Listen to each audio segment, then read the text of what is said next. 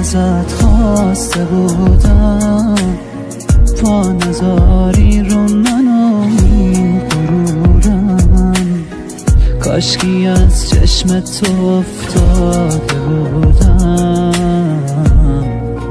ای کاش نبودم من به اون عشقت گرفتار نبودم، رو صدای خندت حساس نبودم، انقدر اون چشمای تو خاص نبودن، ناز نبودن.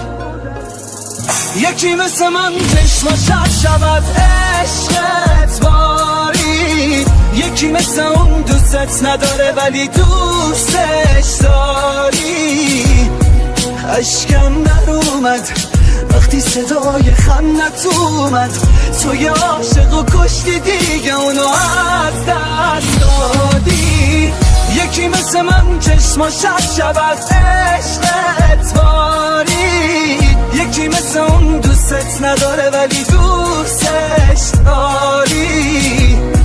اشکم در اومد وقتی صدای خندت اومد، توی عاشق و کشتی دیگه اونو از دست دادی.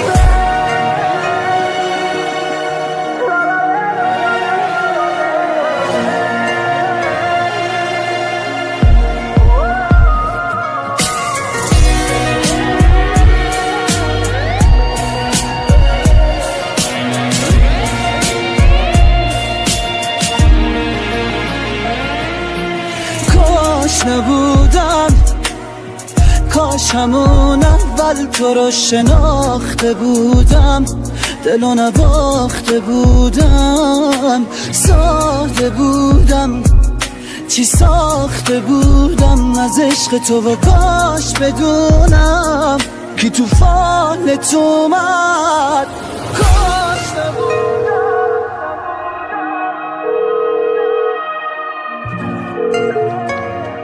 میفهمی احساس یعنی چی؟